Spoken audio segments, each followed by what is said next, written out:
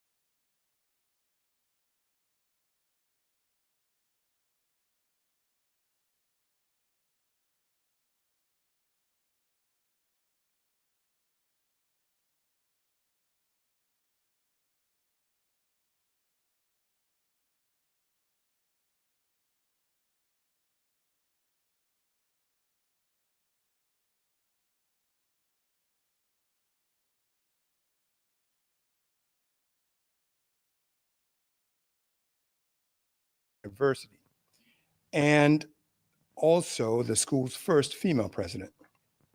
Because it was such a positive experience, members of the group then decided to organize as a public, nonprofit organization and to work for community betterment. The group's name came from the number of men who participated in planning and executing that reception. In the years since then, the 200 Plus Men Incorporated has engaged in a number of activities designed to inform, educate, and advocate for issues that help strengthen the Hampton Roads community. Today's program is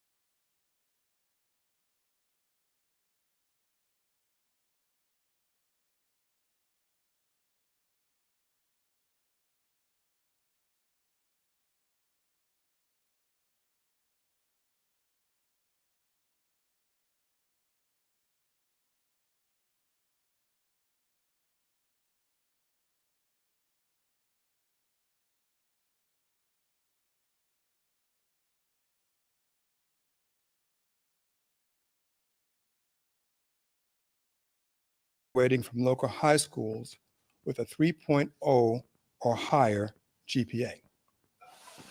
With the vast amount of bad press that our young Black men receive, we wanted to highlight the fact that the majority of them are actually doing the right thing. Since the first 200 plus scholars breakfast in May of 1998, some 8,200 scholars have been recognized and honored by the Hampton Roads Committee of 200 plus men. The Scholars Breakfast is fortunate to receive support from colleges and universities in and around the Commonwealth of Virginia, including our nation's service academies. Each year, university presidents or their representatives attend the breakfast and announce scholarships awarded to many of the honorees. Since the program's inception, our honorees have received more than $13 million in scholarships from the colleges, universities, and foundations that partner with us. The next Scholars Breakfast will be on Saturday, May 14th at 9:30 a.m. Mark that down, at the Virginia Beach Convention Center. Typically, we host about 1,300 guests. The guest speaker this year will be John Charles Thomas, former state Supreme Court Justice and the first Black Supreme Court Justice in the Commonwealth of Virginia. At the moment, tickets, tables, and sponsorships are still available, but we normally sell out around the first part of May. You can get information on how to attend by visiting our website, which you can find on the back page of your program, or by speaking with any of the members who are here. And we have a little badge like this.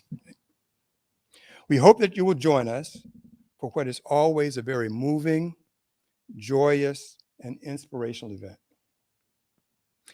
And that's enough for commercials. Okay, so before we get started with the meat of our program, are there any questions?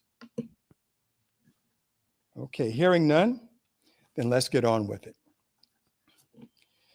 Our guest speaker and his lovely wife, Sharon, came all the way from Jacksonville, Florida, for this presentation. And for that, I am exceedingly grateful on a very personal basis. In introducing him, instead of reading the bio that's in your handout, I thought I would share with you some of the things that you won't find on the paper.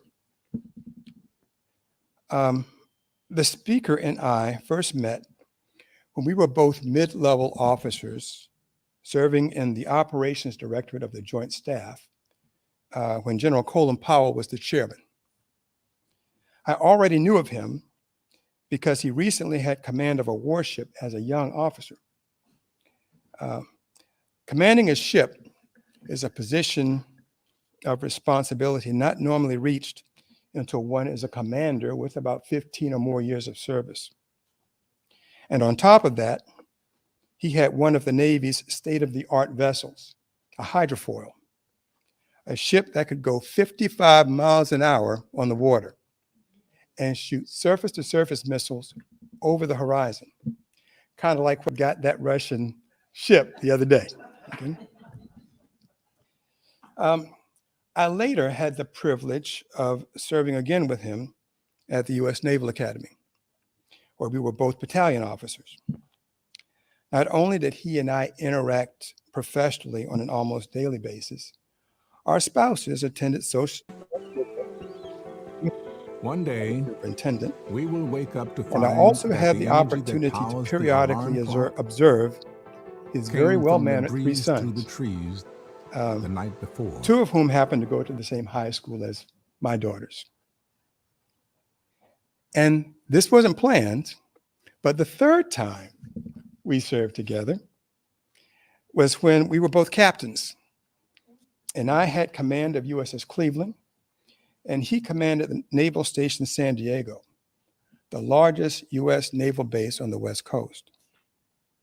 The personnel under his command provided outstanding support to my ship and crew.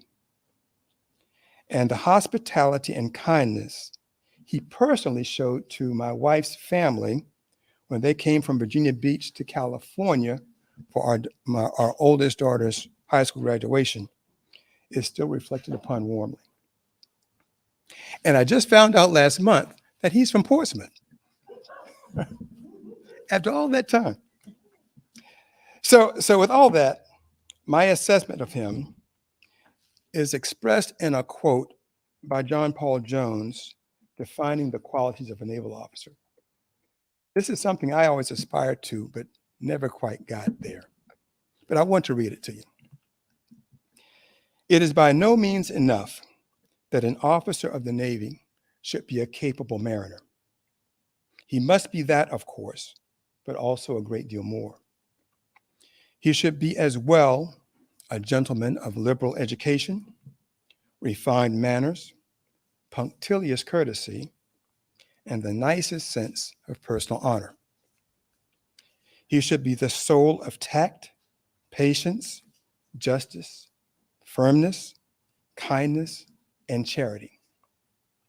No meritorious act of a subordinate should escape his attention or be left to pass without its reward, even if the reward is only a word of praise. In short, every commander should keep constantly before him the great truth that to be well obeyed, he must be perfectly esteemed. Ladies and gentlemen, it is my proud and humbling pleasure to introduce to you my perfectly esteemed shipmate, Rear Admiral Lynn Herring.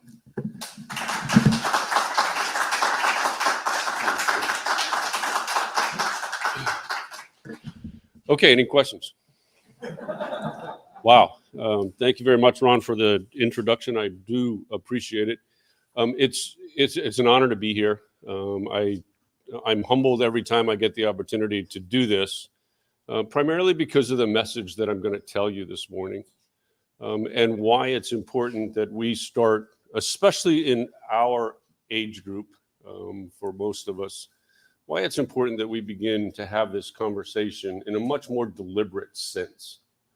And in the military, one of the quickest things that you learn, even as a young officer, is if you do not know the facts, if you do not understand the environment that you are operating in, you will never find the course of actions necessary to solve the problems that you are facing.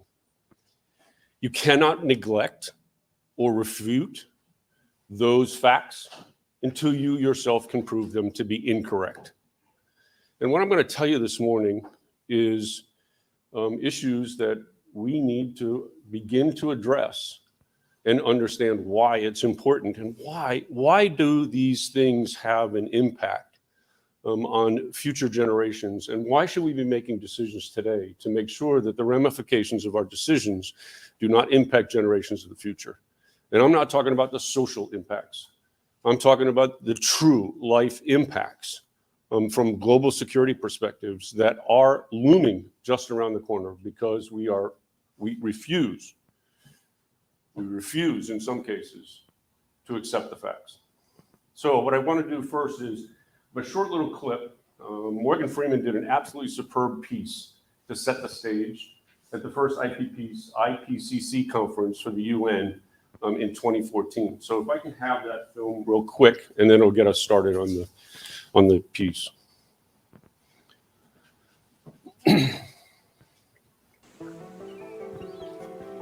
One day, we will wake up to find that the energy that powers the alarm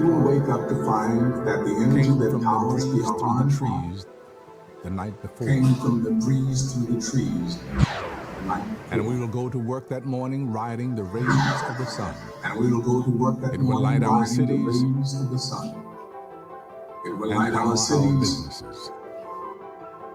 It will warm our homes and cool our workplaces. It will reduce sources of conflict and fuel our economies. It will connect us all. It won't scar the land or poison the seas. The food we eat will be good for our bodies and good for the planet. And the weather that day won't make us worry for tomorrow.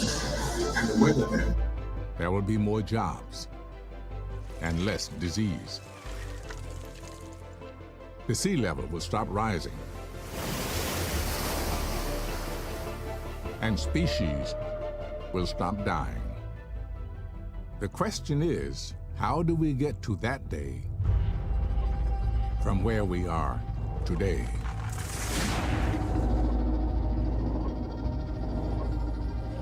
All 7.3 billion of us.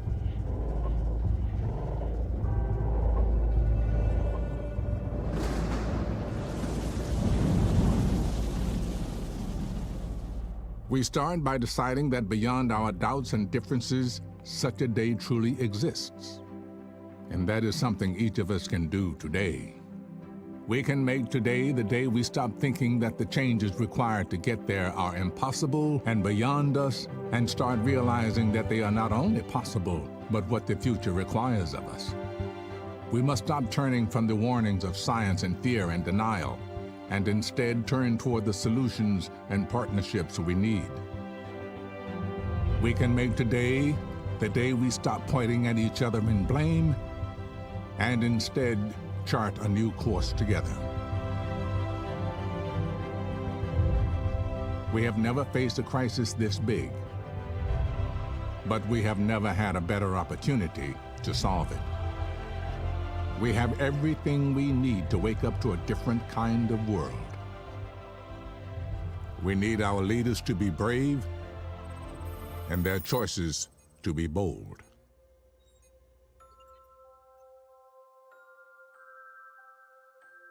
They will either remember us as the generation that destroyed its home,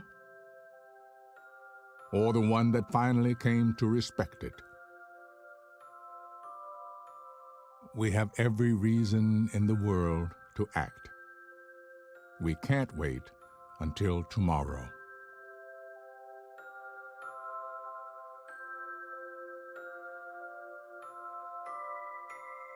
This is our only home. You can choose today to make a world of difference.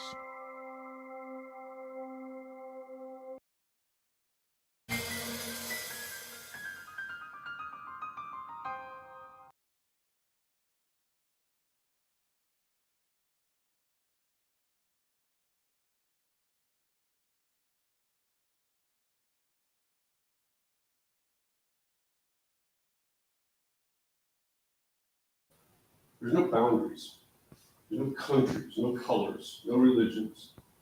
This will affect every single human being on the face of the earth in exactly the same fashion.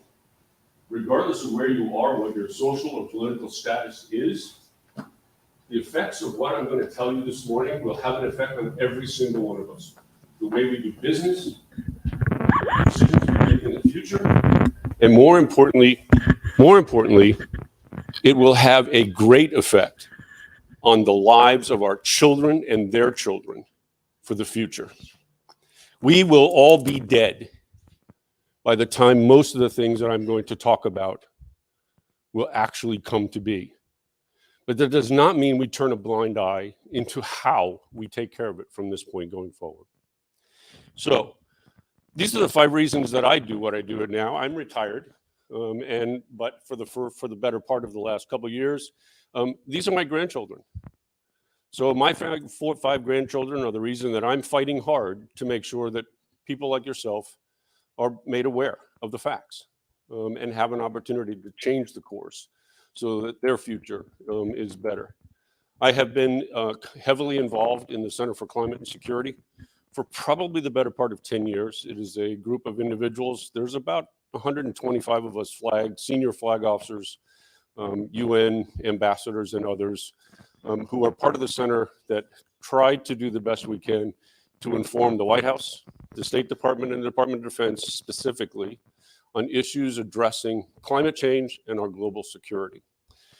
So every place I can, I get an opportunity and I work hard to do so. I'm also a member of the ANSCL, the American National College of Security Leaders, doing the same thing, and I work very specifically on the environmental side of security towards that informant.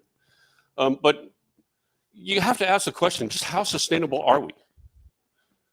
And I'm going to leave the question on the table because no one can really answer the question until you understand all of the facts. And again, for we who have been in the military, when you do strategic planning, you set up a whole course of courses of action, and every one of those are informed by facts. And those facts are sought after and put on the paper whether you like them or not. When you decide what course of action you take, it's based on the facts that you know. But this is a question because that's what it is. How sustainable are we? And let me tell you something. I have been in 163 different ports in 64 different countries across the globe, and I've seen it. And they don't all look like New York City. They don't look like Hampton. They don't look like Jacksonville, Florida. In the most part, 70% of the world's population lives in poverty.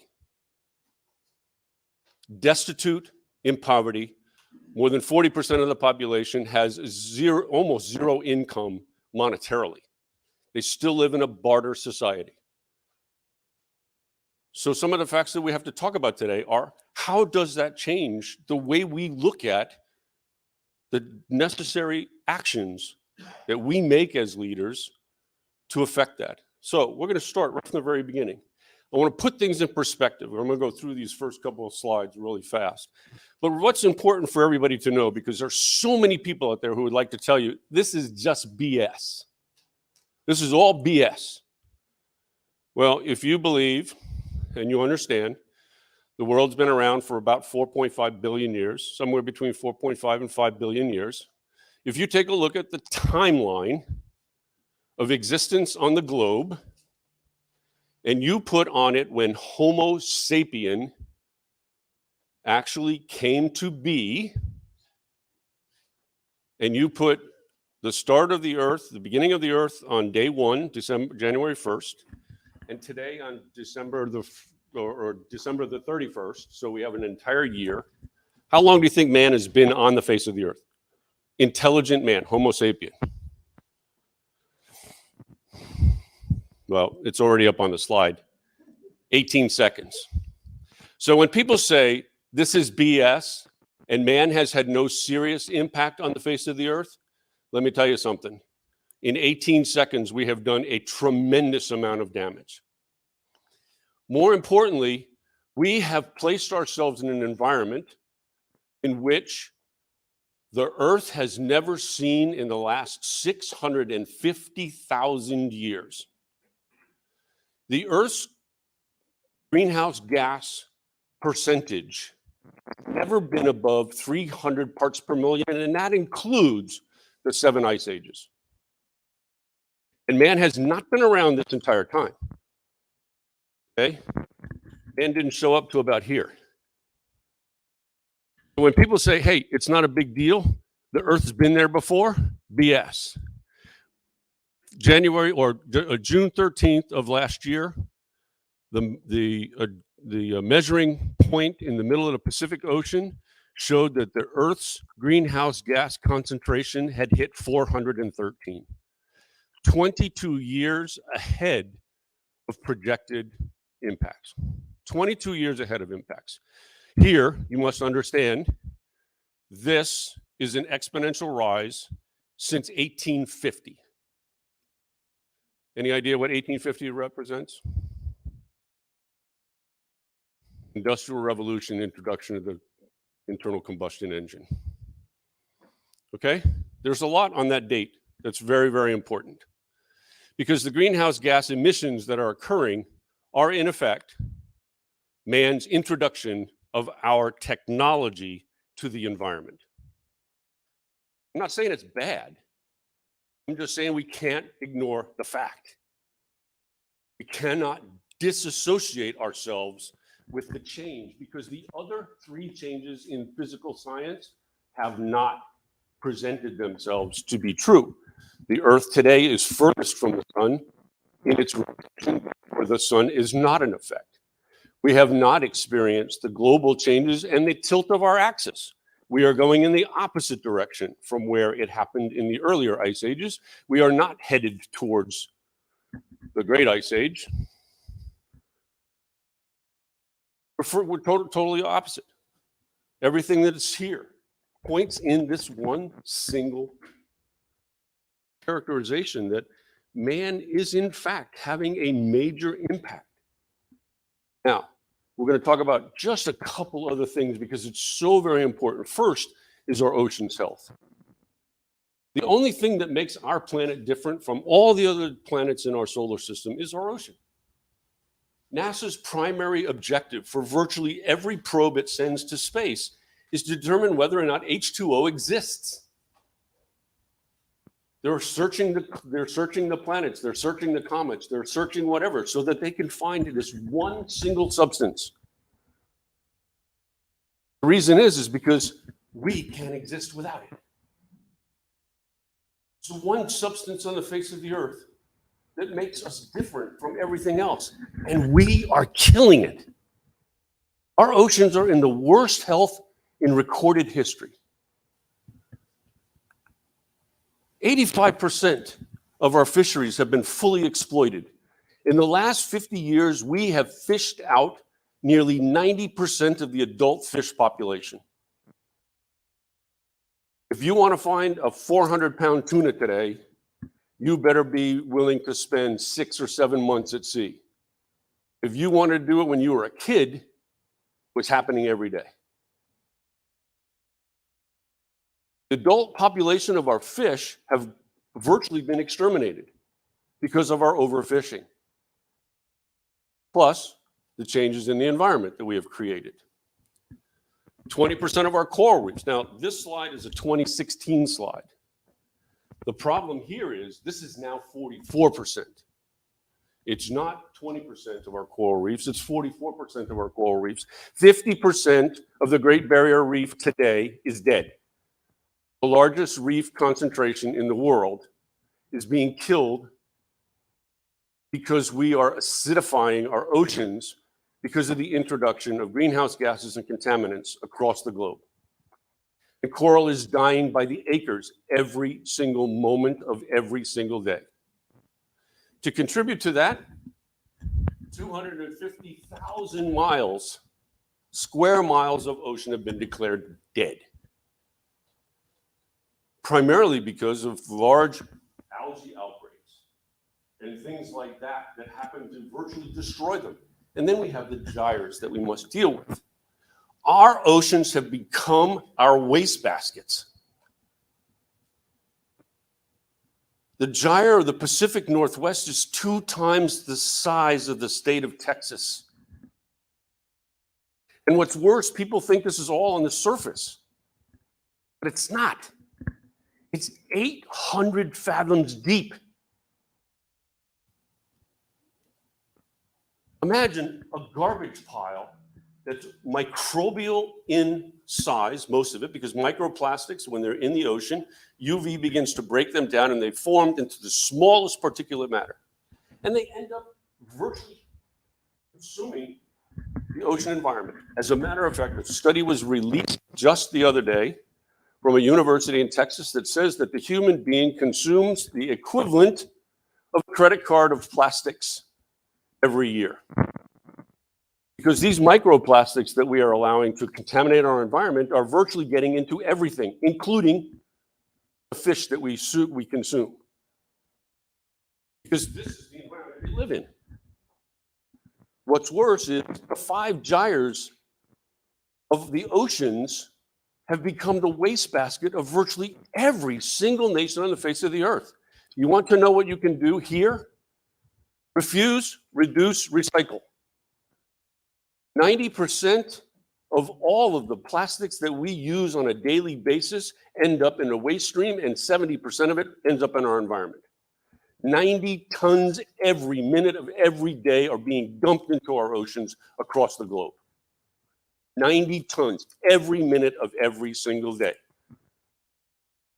There's an estimated 800 billion tons of plastic in our oceans. And when were plastics introduced? There are some of us in the room who remember. My first straw, I was 7 years old. My first plastic straw was 7 years old. Plastic was introduced into the industrial world in 1957 and into the commercial world in 1959. 800 billion tons of that material is now in our oceans. 70% of all the plastic produced over the course of the last 40 years is in our environment. And the life expectancy of that plastic? Hundreds of years. Hundreds of years. We need to change the way we do business. People say it's not good. Get rid of the plastic bags. It's not good for this. It's not good for that. Well, okay. Again, deal with the facts. Go to the grocery store with your own bags. Start refusing plastics. Start forcing individual companies to reduce the amount of plastics, or if they are using plastics, to make absolutely certain that plastic is recyclable. Single-use plastics is something that we must eliminate, and eliminate now. As the executive director at I Love a Clean San Diego, we cleaned up 90 tons of trash in the greater San Diego area every single year. Most of it on the beaches and in the watersheds. We can do this. Now we have to talk about population and the explosion. The world is in its 5th round of doubling. Nothing we can do about this, and this is not a slam on humanity, it's just natural. This is just what it is. But the truth is that we are in our 5th round of doubling. From the time of creation to 1850, it took us that long to get from 2 to 1.5 billion persons on the face of the earth. From 1850, there's that number again. From 1850 to today, we have gone from 1.5 to 7.4. In just last year alone, 155 million people were added to the face of the globe, despite the pandemic. 155 million people, 1/2 of the entire population of the United States, added to the face of the globe. And the worst part is, if you understand in the next 40 years, the time frame that we're really talking about, it is an equivalent to adding a new India and a new China to the face of the globe. And within the next year, India will exceed the population of China in the most impoverished nation on the face of the globe. It will be adding their additional almost 100 million people over the course of the next 2 years. China has 1.4. India has 1.3. So it is expected that next year, India will be the most populated and most densely populated country in the world. And if you've never been there, let me tell you something. There's not a snowball's chance in Hades that I would want to live in any of those places outside of the major cities. And here we are in America, not understanding the consequences of, again, who we are and what we are. We throw out 40% of everything we grow. We've enacted legislation and laws that have convinced the population that a sell-by date means that it's no longer good for you to consume. A commercially produced, artificial, product-only statute, it forces people to throw things out. And we can't even give them away at the food banks where people are starving. Oatmeal lasts for 500 years as long as it's not wet. 500 plus years. We're recovering barrels of oatmeal from the Romans, and they're still good to consume. But yet you buy a box of Quaker and it says sell-by date, you can't take it to a food bank if it's 2 days over the day. And it's still in the package. Rice, noodles, name it. We throw out 40% of everything we grow. This is the Western world. But at the same time, in that population, if you understand what's out there, this is what it looks like. I've been there. I've seen it. Seen the desperation in Somalia, where individuals by the millions are in refugee camps that have no source of food, no source of water, no source of refuge. And it's going to get worse. It's not going to get better. And if you understand population and you understand the growth, you understand the things that are happening on a global scale, you will understand that hunger is on the rise. More and more people. We need to figure out how to do this better. The distribution of our wealth and opportunity exists if we were just sit down and figure out how to do it on a global scale. Put commercialization aside and invoke humanity. Figure out how to get there so that when, no joke, his teaching is put into action, we are truly being representative of what it means to figure some of this out. Because we are going to have to live with it. If we are to feed the population that I just talked about, we're going to have to produce more food in the next 40 years than man has in the last 10,000. If you understand its growth and numbers, 10,000 years of production will be insufficient to feed the population of 2050. We have to figure out how to do this differently. Then it is only going to get worse as climate change begins to affect those regions of the world in which production is critical. The other half that we have to worry about is we've got to worry about water. Where does it come from? Does anybody know where most of our water comes from?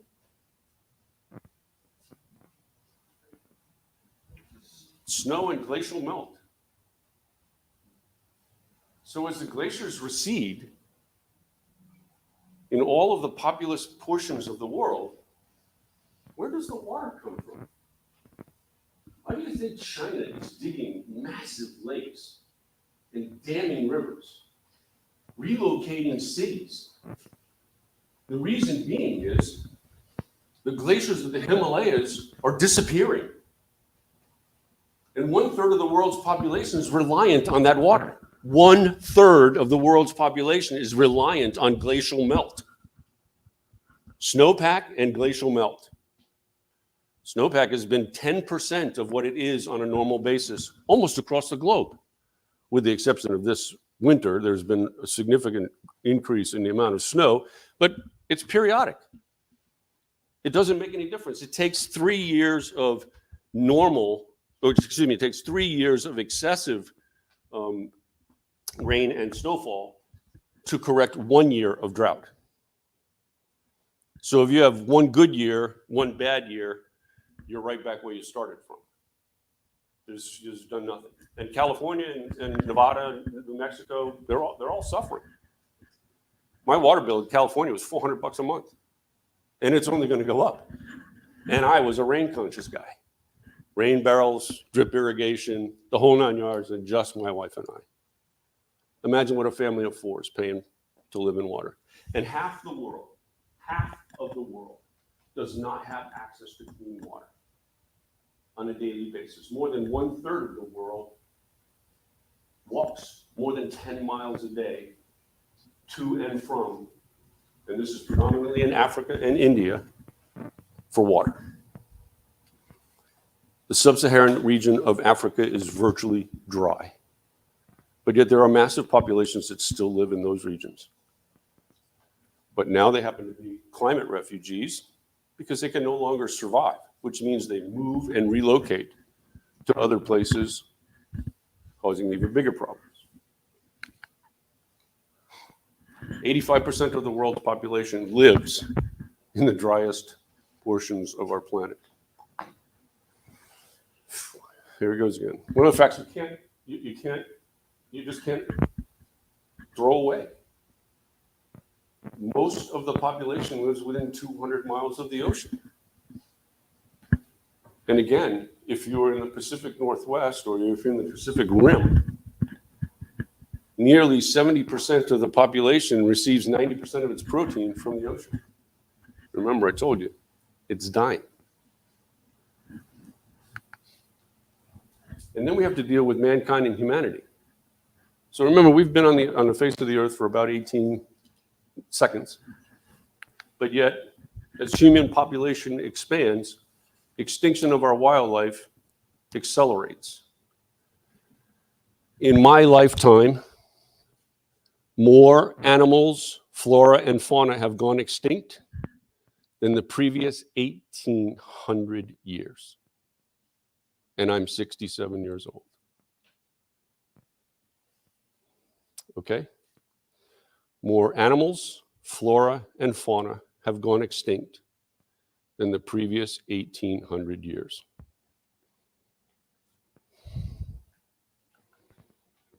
Sea level and its rise, we cannot neglect. There's lots of opportunity for people to talk about the Arctic and what's happening in the Arctic. Let me tell you something. The first thing, when somebody introduces the Arctic as an example of sea level rise, dismiss their argument right up front because they don't know what they're talking about. The Arctic is a floating ice mass. It's already in the volumetric calculations of the Earth's globe. What we have to start worrying about is the ice that begins to melt on Iceland and Greenland, the Himalayas, the Antarctic. It's a continent. It is not an ice mass. And as those ice masses continue to defrost, break off, fall out into the ocean, a piece of glacier from Antarctica actually calved 3 weeks ago, the size of Manhattan. It will float out into the ocean and it will melt and increase our sea level and have major effects on the world. Norfolk is one of those areas that we are constantly focusing on from a security perspective because some of the largest naval facilities live here. But yet, if you look at the 2050 NOAA forecast, how many of you live in those regions? That's about all of you. About 35% of this particular area will be underwater, more than 30% of the year. And under a massive storm, significant portions of this particular region will have major impacts. A Category 2 storm with a 20-foot tidal surge will have devastating effects as the sea level continues to rise 2, 3, 5, 6, 8 inches. The forecasts are amazing, and where they are actually happening, you can see again, most of the globe is in the northern hemisphere. Most of our populated areas in the world are in the northern hemisphere, and the most affected areas, of course, are those areas that are islands, primarily. The Philippines is comprised of 1,800 different islands. About 70% of them are habitable. The average height of any one of those islands is 12 feet. If sea level continues to rise and the forecast is correct, if sea level rises to 6 feet and one Category 1 storm hits the region 12.7 million individuals are either dead or refugees. And of course, Philippines is a protectorate of the United States. So what do we do? How do we continue to work the efforts towards this? And this is someplace that we really do have an opportunity today to make an impact. And it's all about resilience. It's not about moving. It's about being resilient and smart about how you prepare for what's here. And I can tell you, moving into northern Jacksonville, northern Florida, they're prepping. They're building tall evacuation routes. They're building retaining facilities everywhere. If you want to open up 3 acres of land in commercial construction, you better be prepared to put a half an acre retaining pond in that construction, because you're going to be part of our solution for the future. We need to be able to start doing this differently. If you understand the consequences of where we are and what happens, Miami is just 12 feet above sea level. And nearly 10% of Miami is below sea level. If you remember when David went up the coastline, you remember the reporter standing under the bridge to the boat yacht? The stupidity of that reporter was actually a benefit for all of us, because it defined for us I'm a meteorologist and oceanographer by degree, a climatologist by study. So from an oceanographer's perspective, imagine the energy it takes to move hundreds of millions of gallons out of the Bay of Miami so that a reporter can stand under the bridge where boats normally go as a hurricane approaches the city of Miami. And what happens when that hurricane shears? All that water is just released at one shot. That's tidal surge. And that's what Miami has to be afraid of. They lucked out 3 years ago. They may not be as lucky the next time around. And we have to prepare for it. We need to be able to do it differently. And we need to start talking about climate and not weather changes. Climate and weather are two different things. Climate are decadal. When we study climates, we study decadal differences. When we study weather, we study minute-to-minute atmospheric changes that affect what we get on the ground. There's a huge difference. But because of the climate changes, severe weather is more likely to occur. And as a matter of fact, over the course of the last 2 decades, 40% greater chance of greater and more severe storms and climate changes are actually being presented. It's why areas that are dry are becoming drier. Those areas that are wet are becoming wetter. When we have extremes, when we have storms that are normal, they seem to be a little bit more aggressive. If you remember, just 5 years ago, we had 5 Category 4 or better storms in the Atlantic Ocean approaching the United States. When I was in college, I wrote my dissertation on isolated low pressure centers, which is a hurricane. And I got a really nasty note from my professor, who ended up being the head of the Miami Hurricane Center when I was older. And I dropped him a note and I said, "Professor," he's not a professor anymore, Dr. Dooley, "Professor, you said this wasn't possible." And he told me to go back to the equation and say, "But Len, the surface temperature of the Atlantic Ocean was 9.5 degrees less than it is today. And if you understand thermodynamics, you have no idea the energy it takes to raise the top 100 feet of the ocean 9 degrees temperature.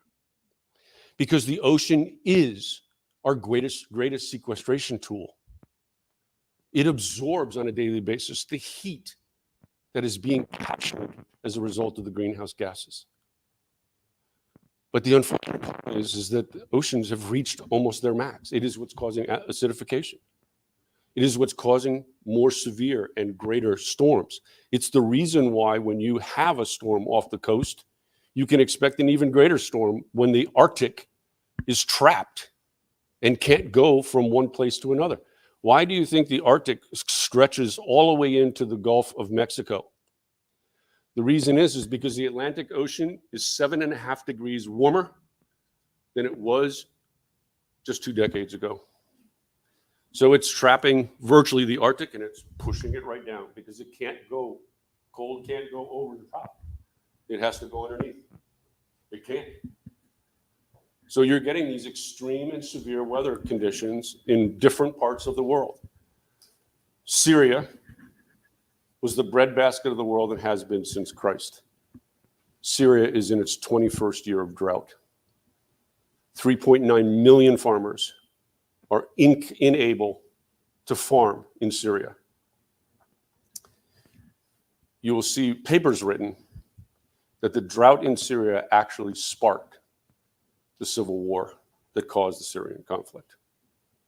It wasn't all the other stuff going on. It had everything to do with the plight of 3.5 million dissimilar religious faction needing to find refuge from climate change. And climate change was an abstract. Even when I was in college, it was an abstract. We've known about it since the 20s. The laws of thermodynamics were presented in a paper in the 20s about greenhouse gases and how our atmosphere functioned and how greenhouse gases actually protected us. It creates an environment that allowed us to be the opportunity to exist. If it weren't for the greenhouse gases, we'd be like the moon. We'd suffer a 150 to 200 degree temperature change every day. But the greenhouse gases allow at one frequency heat and sun to enter the Earth's atmosphere and heat to dissipate when the sun is no longer there at a totally different frequency, capturing the heat which allows the Earth to continue to maintain a thermodynamic equivalence. Therefore, we don't freeze at night. Okay? As we build this blanket heavier of greenhouse gases, less and less heat dissipate through the night and stays during the day. So where does it go? It's being absorbed in our oceans. It's being absorbed in our concrete, our tarmac, our terra. That's the way it works. And then we have to deal, because this is the piece that every politician has to deal with, and it's the costs. We have to accept the fact that these are going to be amazing costs. We have to be able to plan for this completely different. We have to accept that the opportunity is there and it needs to be addressed. But one single storm can cause enough damage. Well, look at New Orleans. It's now we're now celebrating its 17th year. I think they just had a celebration for the 17th year of the storm that virtually annihilated New Orleans. Did you know that a third of the population of New Orleans still has not returned to New Orleans? Because there's no place for them to go. And most of them have gone to Texas or in surrounding neighborhoods or other states where they can find refuge. But if you think about it, get 2 or 3 of those together. Look at Pensacola. We shut down 3 bases. We shut down 3 bases. In our BRAC process, we made a decision to shut down Homestead Air Force Base because of the hurricane destroyed it.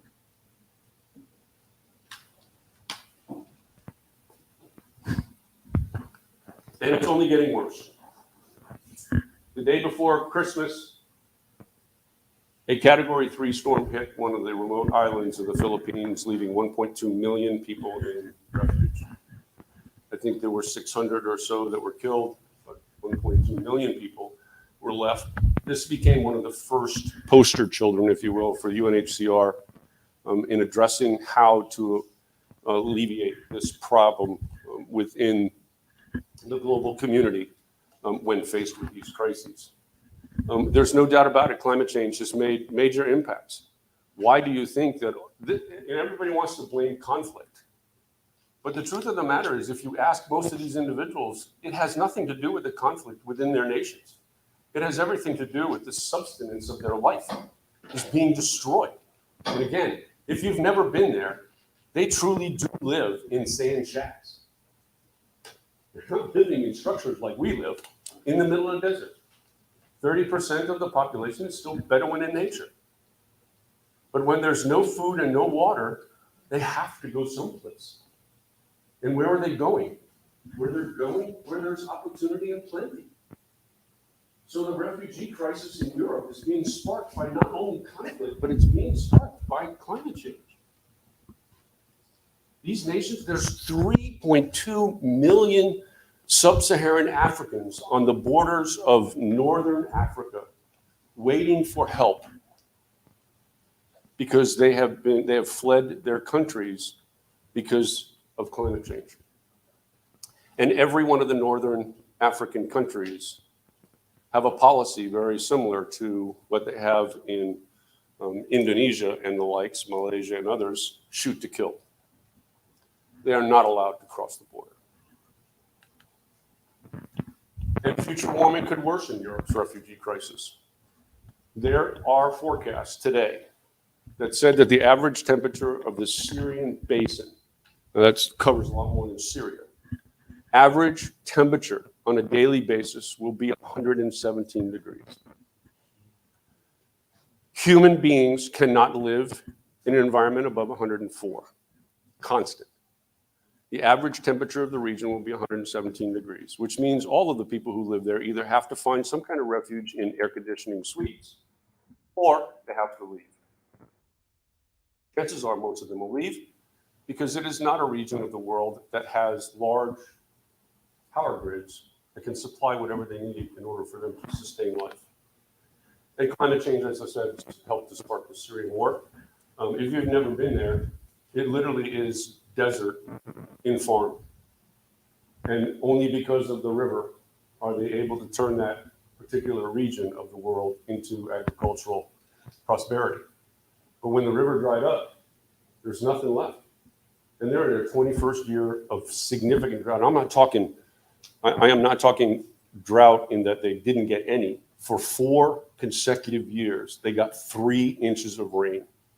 That's it. 3 inches of rain. And of course, it makes a really big deal. More forest fire decimation occurred in the last 3 years in the United States than man destroying forests on their own. That's how much acreage. And if you go onto this website, go into the National Forest Service, there's a website with a global picture of forest fire effect on the forestry of the globe, and you will be absolutely shocked. Now, in some cases, this is good, and people will argue that this is good because new growth sequesters 5 times faster than does old growth, but nobody is going to be able to replant 120,000 acres of tree that was destroyed yesterday. And today there's 60,000 acres in Nevada, and 120,000 acres in Colorado, fully ablaze, 200 people evacuated, 200 homes destroyed already, and they can't get it under control. So the impact on human health, we have to be cautious of the fact that we're seeing diseases occur in places that we've never seen them before. Dengue fever in Texas. That's a sub-Saharan, subtropical disease. We're seeing animals that can survive in locations that they couldn't survive before. We're seeing impacts of, how many of you do the oyster thing? You know, you never eat oyster except in the month of, with the month of R. So if there's an R in the month, you don't eat the oyster. Well, last year they changed that. If it comes from certain locations of the oyster beds, you can't eat the oyster because the virus that lives in the oyster that causes the disease that could kill a human being is now being allowed to survive in an environment that it couldn't survive just years ago. So the northern Alaska route of oyster fishing has been seriously impacted because the water is warm enough to support the virus. And then it gets down to this point, and this is what it's really all about. 2 minutes. I'm done. Admiral Sam Locklear and I are great friends. We've known each other and served with each other for a very long time. He became the theater commander for the Pacific and was the first individual in uniform to actually testify in the Congress to tell people that the Department of Defense was in fact and have been looking at climate change and its impacts on security. And Admiral Locklear made this statement. He said, climate change is the biggest long-term security threat in the Pacific region. And I cut that off, except for Korea, and we know how to deal with North Korea. The reality is that the Defense Department understands. When I was at the Joint Staff, I was the Humanitarian Relief and Disaster Assistance Officer global. And let me tell you something, we did maybe 1 or 2 of those in a year. Today, they get 4 and 5 requests a month. The staff that I used to be, 1, is now a staff of 4. And they have an embedded joint staff officer in the Department of State in an office because State Department is responsible for disaster relief and human crisis. Department of Defense reports to the Department of State. But today they're getting an inordinate amount of requests for military assistance in helping solve some of these crises. And there's been papers out there. If you are interested in any of this, I suggest you go to the Center of Climate and Security. There's probably 7 or 8 paid papers that we have written in the last 4 or 5 years. And again, the only thing you can't find in these are the classified portions that are sent to the Department of Defense, White House, and State Department. But these are all provide excellent review. And more importantly, again, these are all individuals who have been involved in significant strategic study in national defense and global defense and security across the globe. Here's another one. This is Asia Pacific rebalance. This is what happens if the islands disappear. What do we do? Where do they all go? When you take a look at what's happening in the South China Sea, for example, China is now declaring economic zones. They're declaring sovereignty of islands that have been virtually unclaimed for nearly 2 centuries so that they can claim the economic prestige in international law to allow them the opportunity to fish and control who can fish in those particular regions because the North China Sea is completely fished out. Security, yeah. We've had confrontation with the Chinese in the South China Sea. They've made very strong and threatening advances towards Philippine aggression and actually fired upon fishing boats looking to provide stable food for their families. And I'll close with this. The 20th century is the bloodiest century in mankind's history. Virtually 90% of all conflict was predicated over resources. We can call it virtually anything else you wanted, but if you look at the bottom line, it really was about the capitalized world looking for the opportunity to control specific resources. And oh, by the way, there are only 13 troop countries involved. There were only 13 members of the industrialized world who engaged in conflict that made the 20th century the bloodiest century in mankind's history. Today, there are 11 new major players, each of them looking for dominance of economic stability and the resources necessary to provide that economic stability. And if you don't think that what is happening today in the Ukraine doesn't have something to do with the fact that Ukraine has incredible resources, then you are missing the point. If you do not believe that the aggressions that have been made by the Chinese government over the course of the last 10 years are not directed towards their ability to control the economy of the world through the aggressive nature of capitalizing and taking the resources necessary to sustain that economy, you are missing the point. It is one of the reasons why America must become more independent of the necessary resources to preserve life. So, everybody's had a great time here. But I still say that the encouraging part here is 10 years ago, I didn't have a conversation with people. I didn't see colleges and universities offering courses in solutions. I didn't have the course of opportunity to be able to engage industry so that they could change the way they do business for the betterment of these opportunities. Now, there are continued pushes. And again, I'm a nuke advocate, although I'm heavily working hard with Congressman Levin to fix the problem with our nuclear waste and the lack of control in the NRC in its governance. Mike Levin from Songs. He's the representative from California. But we have 72 Chernobyl sitting on the beach in San Onofre, California, in thin wall canisters in which the chassis of your car is thicker metal than is one Chernobyl in a cask, 100 feet from the beach, in an area called Earthquake Bay. So, but we can figure it out. We can get there from here. I'm not saying that we need to stop drilling for petroleum. I do think that we need to become independent, but independent in a transition, not in a continuation of existing. We cannot provide the economic stability for everything that I've pointed out here if we divorce ourselves from the greatest energy source that we have. But we have to learn how to get it to the point where transportation maybe switches over.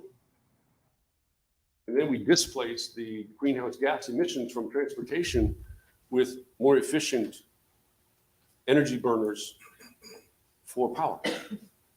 We increase the amount of wind. We increase the amount of solar. We increase the amount of geothermal so that we can get there from here. But we can't rely on everyone else. All right, I'm going to wrap it up then.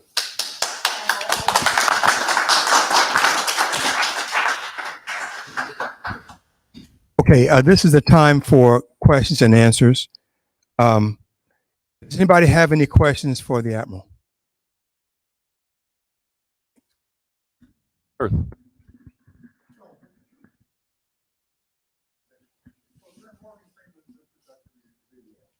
You mentioned about 5 or 6 different methods that the future should does anyone on the globe have the political will to go And so in the initial discussion with Morgan Freeman in the beginning, they talked about 5 or 6 different methods to get us to that next day. But does anybody on the globe have the political will to go and look into 5 or 6 solutions at once? Isn't there 1 or 2 leading solutions that should take the majority of our attention? I think the problem is that if you take the single approach, the resistance across, our biggest problem is capitalism. Our biggest problem is not preservation, it's money. It's about making a profit, sustaining an industry that affords the opportunity for there to be gain from investment. The difference is how does the government incentivize the transition from one to another? Okay, so if you take California as an example, 250,000 jobs in the last 8 years have been created through solar initiatives. 250,000. Become independent in the resource If we were to say, let's just take 40% of all homes in the United States, 20% efficient with their energy. If you passed a law in the Congress that said there will be no more fluorescent bulbs anywhere, there will be no more incandescent bulbs anywhere, there will be no more halogen bulbs anywhere, except when they are required for safety. If every person in the state of California went home today, and I don't know what it is in Virginia, so I'm going to have to do that calculation. If every person went home in the state of California today, replaced one 60-watt incandescent light bulb with a halogen, with an LED equivalent, they would save enough energy for the production of the dam for an entire year. Equivalent. If you changed the hybrid model and you created the opportunity in transportation to go back to the 41 miles to the gallon, 41 miles to the gallon at $7.50 a gallon in California, you change the dynamics. It's the huge difference between 12 miles and 41 miles. Can you get there from here? Is the carbon reduction, do you get there from here? Have they stopped selling the cars? No. As a matter of fact, when the gas prices went up, the first thing people started looking for was, how do I find a hybrid vehicle? If I have to buy a used vehicle, I want to buy a hybrid. Well, there aren't any more. And the automobile manufacturers haven't been told they have to make more. If we pass legislation to control it, they'll figure out how to take the advantage and make it. They will.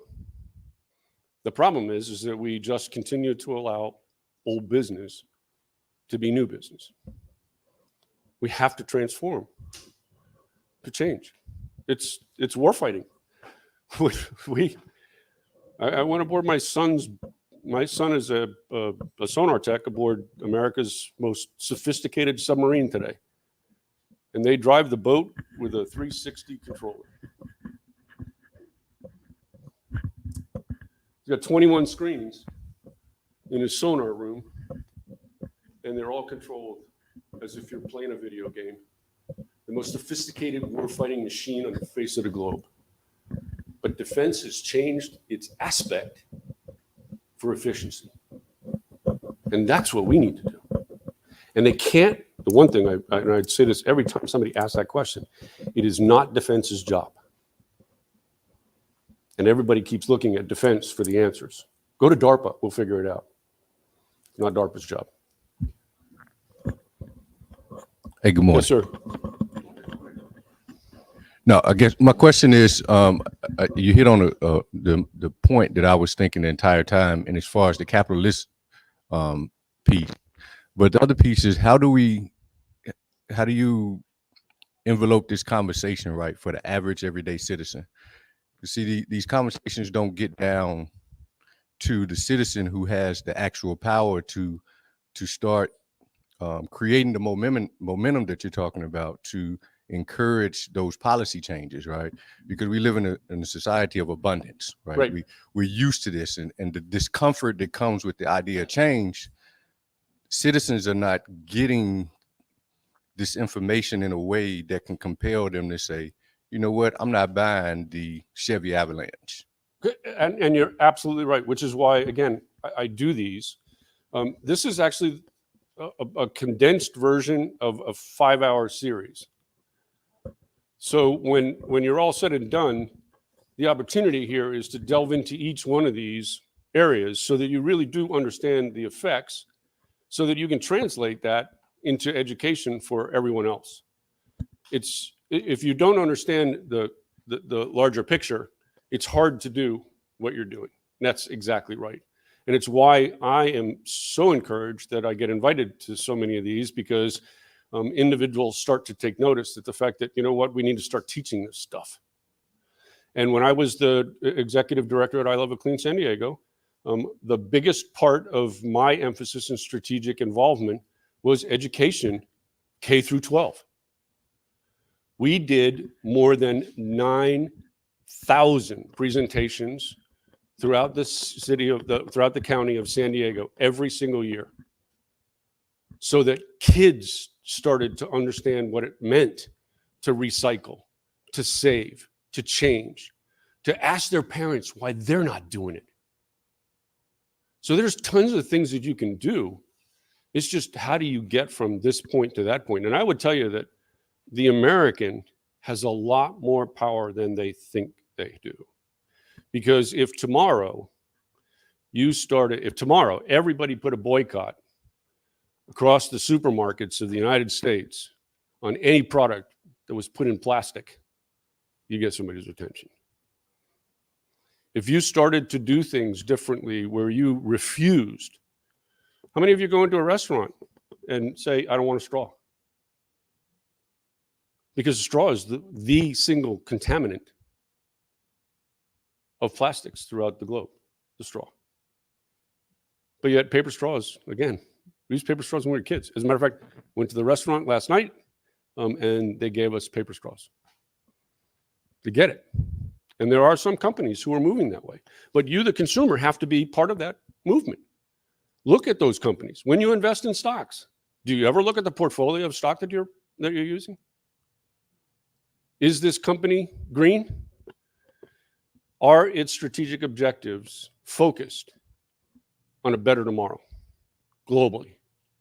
Pepsi-Cola is the worst industry globally. The red cap has become a mark across the globe. But Coca-Cola is investing $6.5 billion over the course of the next 5 years to turn that around. We can do it. We just got to figure out, when you make the choice for your vehicle, buy an electric 150, not a 5.7 Hemi.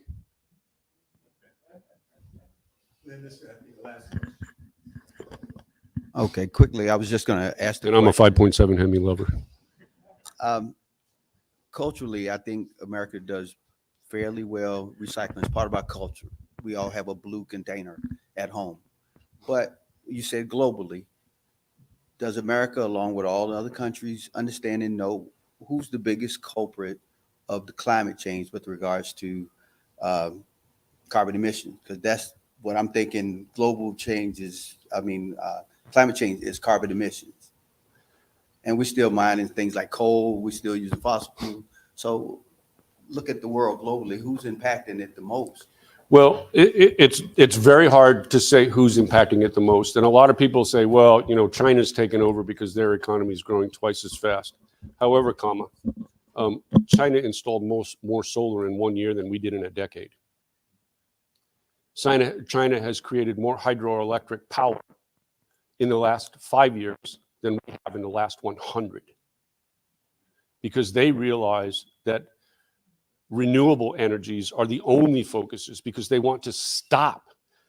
When you have, and I would say India and China are both large producers now, very large producers of greenhouse gases, but their target emissions are significantly greater than ours. And they are actually achieving significant success, recognizing, again, many people don't understand the dynamics of the globe. China is 5.5 times our population. Okay? It's 1.4 billion people. We're 330 million. And most of those people are living in an agricultural environment of the 15th century. And they are quickly wanting to move to the 21st century tomorrow. 20% of the Chinese population does not have access to electricity. They don't want to live that way going forward. And China knows that. Their 10-year plan is 5 times larger than the United States Industrial Revolution plan of 1870. So do we have to do this? Yes, because I think we can be the leaders of introduction in technology, so that those opportunities in technology advancements are introduced into those portions of the world that today do not have that opportunity.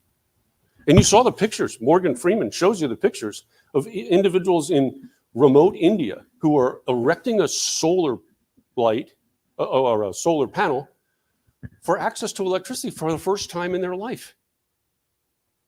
We can do this. We got to change just to change the way it works. Make it more dynamic. Every one of us can get there from here. And there are technologies that can produce clean burning coal. Again, we can't throw away them all. We need to create, if I were president tomorrow, I would create a Manhattan Project focused on two things: technology revolution in energy conducting and energy storage. If we can figure out how to store energy, we can solve the problem of renewable energies on a 365 basis. It's that easy. So who do you invest in making doing that? Admiral, we got one question online, and what is the name of the film that you showed at the beginning? Oh, it's Morgan Freeman. Can you look that up for me real quick? It's on the front of it. Open it up. It's right on the bottom.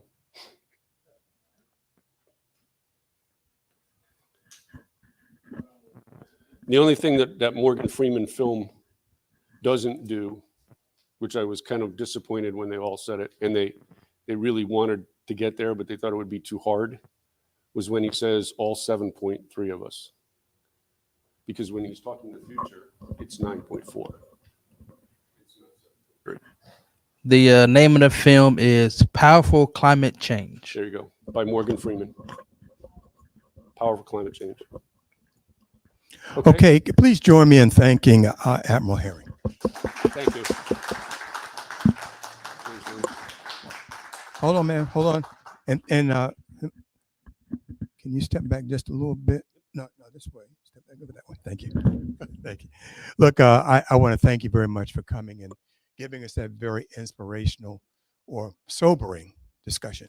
The good thing is that there's hope, and I wouldn't be surprised if the young men in our Scholars Academy might not be part of that solution. So thank you again, and we have something we'd like to give you.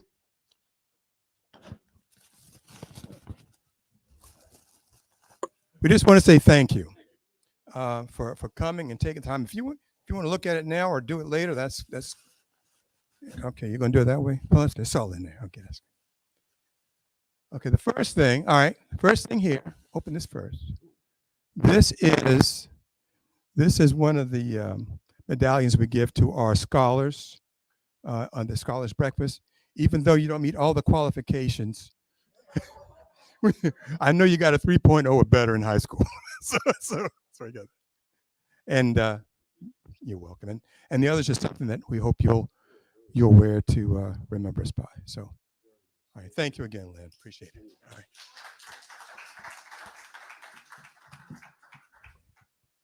Okay. Now we're down to the last thing in the program, and I think we might make it by 11 o'clock. As I'm looking in the audience, I think only one of our recipients is here. So let's get on with that. It's time to present the 200 Plus Men Awards. These awards were established. These awards were established to recognize individuals who live or work in 757 in three different categories. Education. The Carter G. Woodson Award is given, and he was the father of Black History Month. In the area of business, we have the John H. Johnson Award that was named after the founder of Ebony Magazine. And for community service, we have the Samuel DeWitt Proctor Award, which was named after a prominent community leader, orator, and minister who was born in Norfolk and who served in the administration of President John F. Kennedy as an associate director of the newly established Peace Corps chapter in Africa. The Samuel DeWitt Proctor Award is being awarded posthumously, so we will present that trophy to his wife at a later date. And the John H. Johnson Award for business for to Mr. Darius Davenport. He is in Florida right now with his family, so he's not here. However, we have the pleasure of doing the Carter G. Woodson Award. The awardee was born in Portsmouth, Virginia. She graduated with high honors from I.C. Norcom High School and Hampton Institute, which is now Hampton University, with a BS in mathematics. And whether you realize it or not, for a Black female to graduate with a BS in mathematics is extremely significant now and even more significant then. And then she graduated from George Washington University with a master's in information systems. In September of 1983, she returned to her alma mater, Hampton University, where she taught mathematics, then computer science, served as director of freshman studies, and lastly, served as their director of institutional research.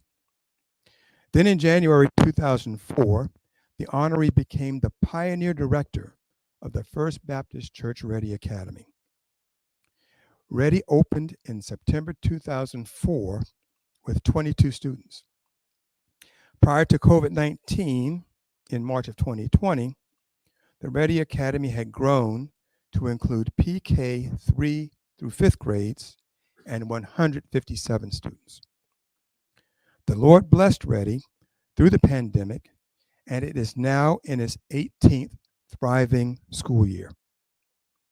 She retired in January 2022, leaving her passion and her pastor's vision in the hands of a very capable new administration team.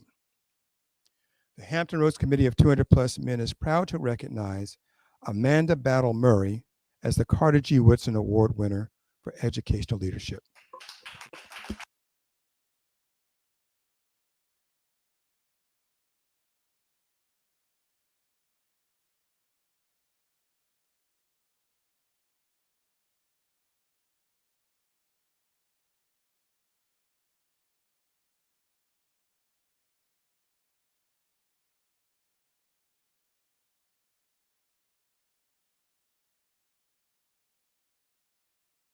Okay, ladies and gentlemen, that concludes our program this morning.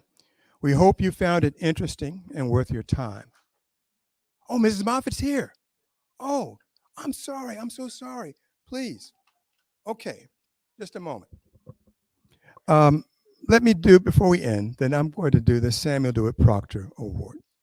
The honoree served on the Hampton City Council from 2010 until stepping down 4 years ago.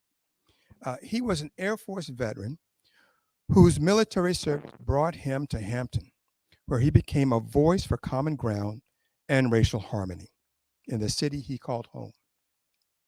His unparalleled ability to bring people of diverse backgrounds together for the betterment of his community will not easily be replaced.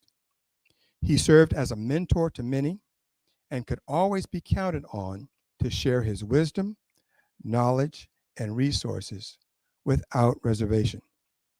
He gave his time freely to his community, serving on numerous council-appointed boards like the Neighborhood Commission, the Redevelopment and Housing Authority, and the Citizens Unity Commission. He also served on the boards of various nonprofits, including his beloved Y.H. Thomas Community Center, the Y.H. Thomas Athletic Association, and the Coalition of Community Pride and Progress. The awardee exemplified honesty, integrity, loyalty, and kindness, and his legacy of community service and leadership will live on through those who he mentored and touched for many years to come. The Hampton Roads Committee of 200 Plus Men is proud to posthumously recognize the Honorable Will Moffitt with the Samuel DeWitt Proctor Award. Here to accept the award on his behalf is his widow, Ms. Teresa Moffitt.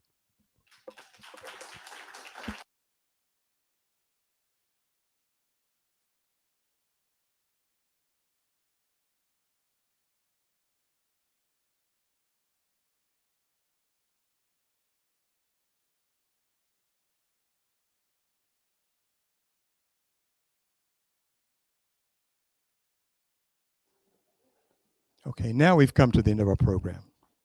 And we hope you found this worthwhile. And we missed our goal by 2 minutes, but that's okay. But going forward, please consider joining us. Joining us as a member or donating your time and your talent to help us build a better Hampton Roads. I have membership applications up here with me. And our treasurer is always ready to accept any funds you may want to donate, even cryptocurrency, right? And he's right over there, okay? So thank you again for sharing your valuable time this Saturday morning, and travel home safely.